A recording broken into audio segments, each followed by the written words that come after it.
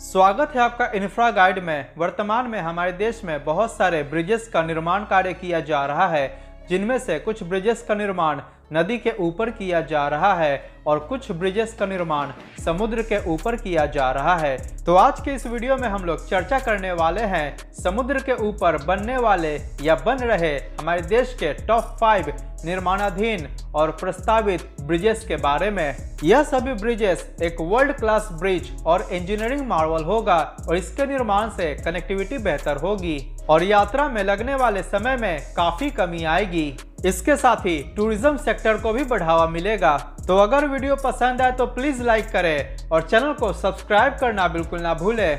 तो सबसे पहले नंबर 5 पे बात करते हैं न्यू पंबन रेल ब्रिज के बारे में, जिसका निर्माण तमिलनाडु राज्य में किया जा रहा है। इस रेल ब्रिज का निर्माण समुद्र के ऊपर पाक स्ट्रेट में किया जा रहा है, जो कि मेनलैंड इंडिया को पंबन आइलैंड से कनेक्ट करेगा, जिसके कारण रामेश्वरम और धनुषकोडी की मेनलैंड इंडिया से कनेक्टिविटी और भी ज्यादा बेहतर हो जाएगी। वर्तमान समय में रेल कनेक्टिविटी के लिए ओल्ड पंबन ब्रिज का इस्तेमाल किया जाता है, जो कि लगभग 107 इयर्स पुराना हो चुका है और ओल्ड पंबन ब्रिज की अवस्था काफी जर्जर हो चुकी है। इसीलिए अब नए पंबन रेल ब्रिज का निर्माण किया जा रहा है। न्यू पंबन रेल ब्रिज की कुल लंबाई 2.07 किलोमीटर है और यह डबल ट्रैक रेलवे ब्रिज होगा और वर्तमान में इस परियोजना के अंतर्गत सिंगल ट्रैक रेलवे लाइन का निर्माण किया जा रहा है और भविष्य में जरूरत पड़ने पर डबल ट्रैक रेलवे लाइन में इसको आसानी से अपग्रेड किया जा सकता है।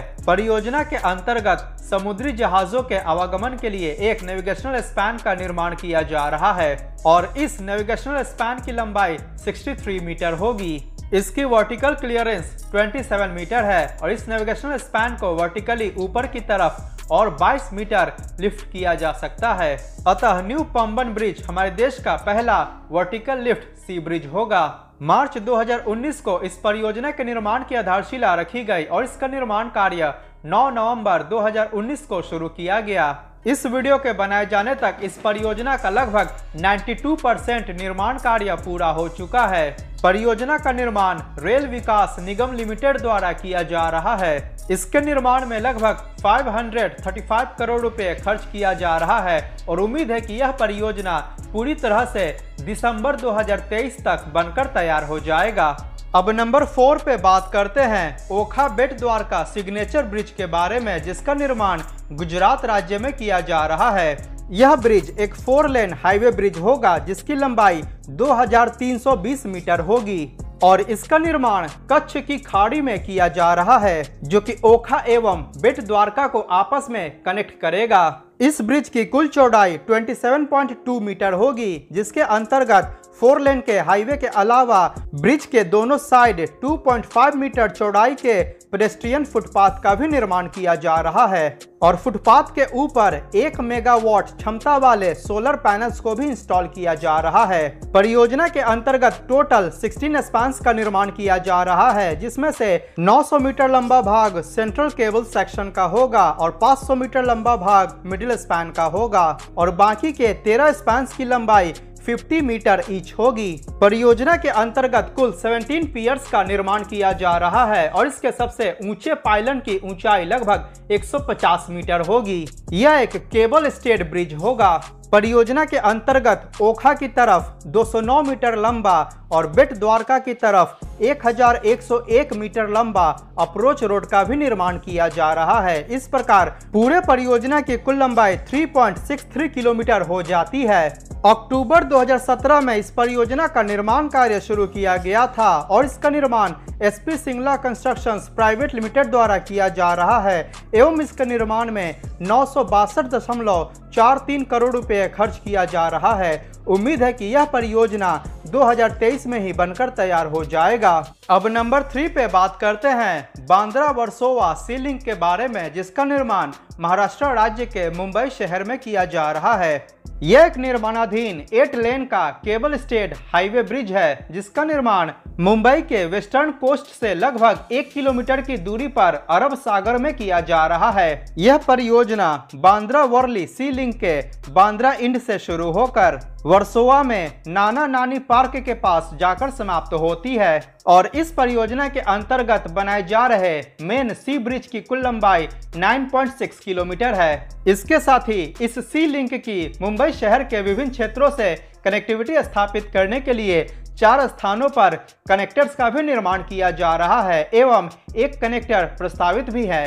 अतः मेन सी ब्रिज और इसके निर्माणाधीन चारों कनेक्टर्स को मिलाकर इस परियोजना की कुल लंबाई 17.17 किलोमीटर हो जाती है। आपको बता दें कि इस परियोजना का निर्माण मुंबई कोस्टल हाईवे परियोजना के फेज 2 के अंतर्गत किया जा रहा है। परियोजना के अंतर्गत बन रहे चारों कनेक्टर्स की कुल लंबाई लगभग 7.57 किलोमीटर होती है। पूरे परियोजना के अंतर्गत 4 स्थानों पर टोल प्लाजा का निर्माण किया जा रहा है। समुद्री जहाजों के आवागमन के लिए इस परियोजना के अंतर्गत 4 स्थानों पर नेविगेशनल चैनल्स का निर्माण किया जा रहा है, जिसमें से एक नेविगेशनल चैनल के अंतर्गत केबल स्टेड ब्रिज का निर्माण होना है। इसके केबल स्टेड ब्रिज सेक्शन की लंबाई लगभग 300 मीटर होगी, जिसके अंतर्गत 150 मीटर लंबा सेंट्रल नेविगेशनल स्पैन को इंस्टॉल किया जाएगा और सेंट्रल नेविगेशनल स्पैन के दोनों साइड 75 मीटर लंबाई के 2 बैक स्पैन को इंस्टॉल किया जाएगा। इसके अलावा इसके बाकी के 3 नेविगेशनल चैनल्स के अंतर्गत बैलेंस्ड कैंटिलीवर ब्रिजेस का निर्माण किया जाएगा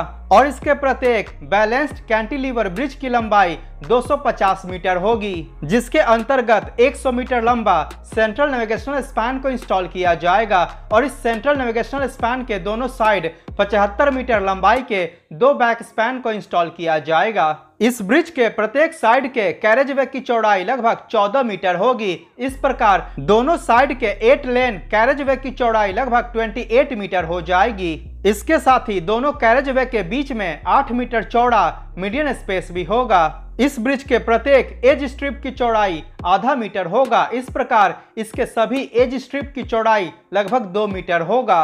अतः वर्सोवा बांद्रा सी लिंक की कुल चौड़ाई 38 मीटर के आसपास हो जाती है। इस परियोजना के निर्माण के बाद वर्सोवा से नरीमन पॉइंट के बीच की दूरी को मात्र आधे घंटे में पूरा किया जा सकेगा, जिसको कि वर्तमान में पूरा करने में लगभग 1 घंटे से भी ज्यादा समय लग जाता है। आपको बता दें कि वर्सोवा बांद्रा सी लिंक को अब वीर सावरकर सेतु के नाम से जाना जाएगा। इस परियोजना का निर्माण कार्य 2019 में शुरू किया गया था। इस परियोजना का निर्माण वी बिल्ड और एप्को इंफ्राटेक के जॉइंट वेंचर द्वारा किया जा रहा है और इसके निर्माण में लगभग 11,500 करोड़ रुपए खर्च किया जाएगा और उम्मीद है कि यह परियोजना 2027 में बनकर तैयार होगा।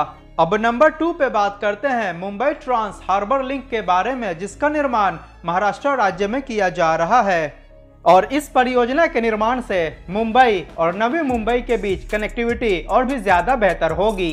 मुंबई ट्रांस हार्बर लिंक पूरी तरह से बन जाने के बाद हमारे देश का सबसे लंबा ब्रिज होगा। यह परियोजना मुंबई के शिवड़ी से शुरू होकर नवी मुंबई के नहावा शेवा के पास जाकर समाप्त होगा और इसकी कुल लंबाई 21.8 किलोमीटर है। इस परियोजना का निर्माण 4 पैकेजेस में किया जा रहा है। यह एक हाईवे ब्रिज है जिसके अंतर्गत 6 लेन के एक्सेस कंट्रोल्ड हाईवे का निर्माण किया जा रहा है। इस ब्रिज की कुल चौड़ाई 27 मीटर होगी। इसके साथ ही परियोजना के अंतर्गत 2 इमरजेंसी एग्जिट लेन्स का भी निर्माण किया जा रहा है। परियोजना के अंतर्गत एज स्ट्रिप और क्रैश बैरियर का भी निर्माण किया जा रहा है। इस ब्रिज के प्रत्येक लेन की चौड़ाई लगभग 3.5 मीटर होगी और इसके इमरजेंसी लेन की चौड़ाई 2.5 मीटर होगी और इसके मीडियन की चौड़ाई 0.75 मीटर होगी। इस ब्रिज के पिलर्स के फाउंडेशन की गहराई लगभग 47 मीटर है।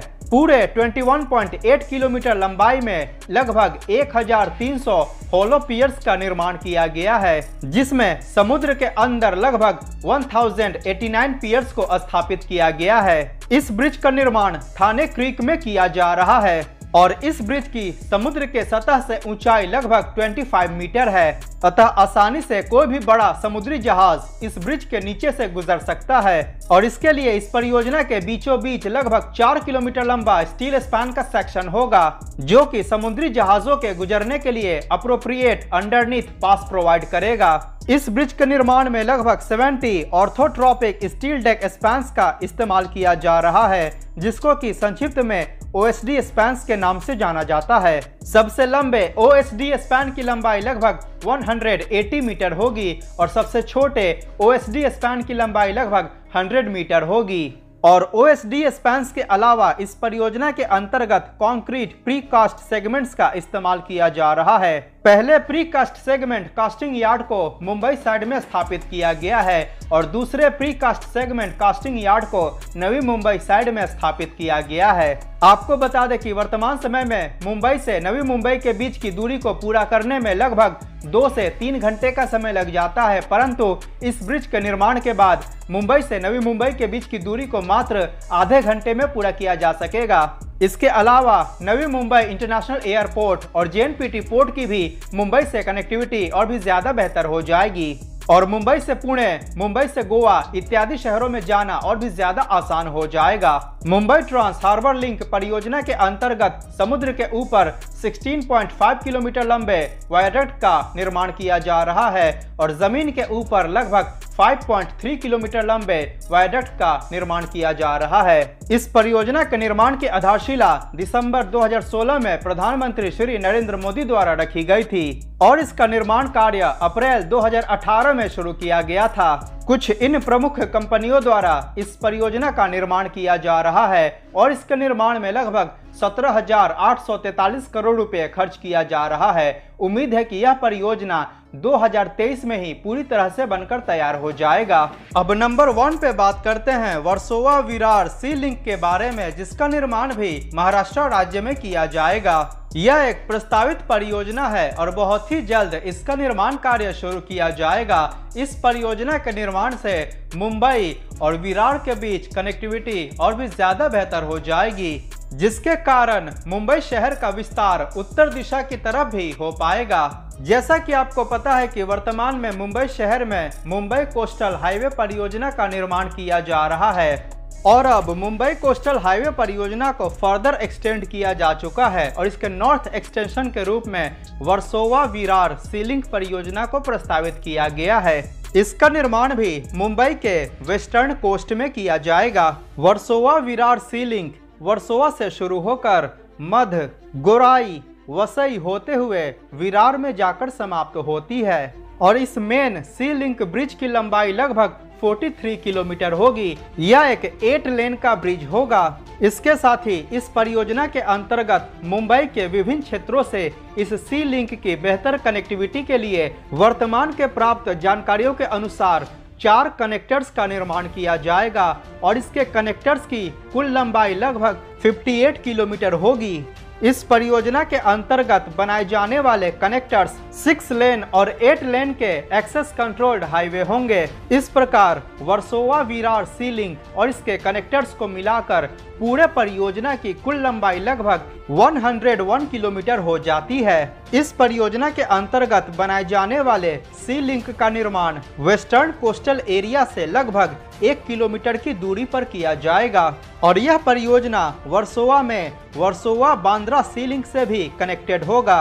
अतः इस परियोजना के निर्माण के बाद विरार से मरीन ड्राइव तक कोस्टल हाईवे की कनेक्टिविटी स्थापित हो जाएगी।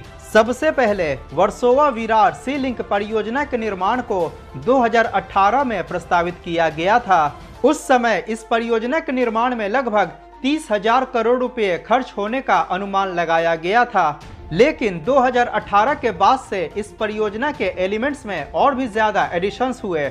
नए इंटरचेंजेस, कनेक्टर्स, टनल्स इत्यादि के भी निर्माण को प्रस्तावित किया गया और इस नए एडिशंस के कारण इस परियोजना पर खर्च होने वाले अनुमानित लागत में भी बढ़ोतरी हो गई और वर्तमान समय में इस परियोजना के निर्माण में लगभग 63,426 करोड़ रुपए खर्च किया जाएगा।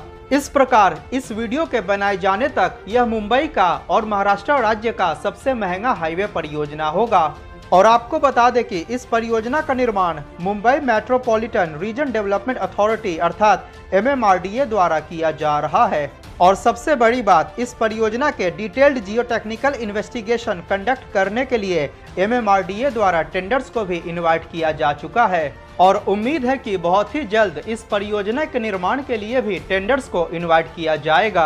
आपको बता दें कि पहले इस परियोजना का निर्माण Maharashtra state road development corporation limited अर्थात MSRDC द्वारा किया जाना था, लेकिन अक्टूबर 2022 में इस परियोजना को MMRDA के अंतर्गत ट्रांसफर कर दिया गया। अगर बात करें इस परियोजना के अंतर्गत बनाए जाने वाले 4 कनेक्टर्स के बारे में, तो इसका पहला कनेक्टर विरार से शुरू होकर दिल्ली मुंबई एक्सप्रेसवे में जाकर समाप्त होगा और इस कनेक्टर के निर्माण के कारण वर्सोवा विरार सी लिंक की दिल्ली मुंबई एक्सप्रेसवे से भी कनेक्टिविटी स्थापित हो जाएगी। इस कनेक्टर के अंतर्गत 8 लेन के एक्सेस कंट्रोल्ड हाईवे का निर्माण किया जाएगा और बाकी के कनेक्टर्स के अंतर्गत 6 लेन के एक्सेस कंट्रोल्ड हाईवे का निर्माण किया जाएगा। इसका दूसरा कनेक्टर वसई से शुरू होकर सातीवली के पास नेशनल हाईवे नंबर 48 में जाकर समाप्त होगा।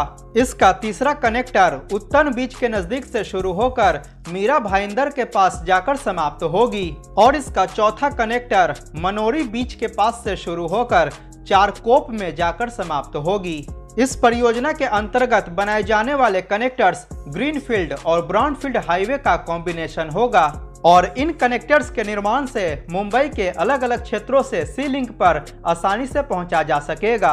आपको बता दें कि वर्तमान समय में विरार से नरीमन पॉइंट के बीच की यात्रा को लगभग 3 घंटे में पूरा किया जाता है और ट्रैफिक जैम की स्थिति में यह ट्रेवल टाइम और भी ज्यादा बढ़ जाता है, परंतु वर्सोवा विरार सी लिंक और मुंबई कोस्टल हाईवे परियोजना के निर्माण के बाद विरार से नरीमन पॉइंट के बीच की दूरी को मात्र 1 घंटे में पूरा किया जा सकेगा।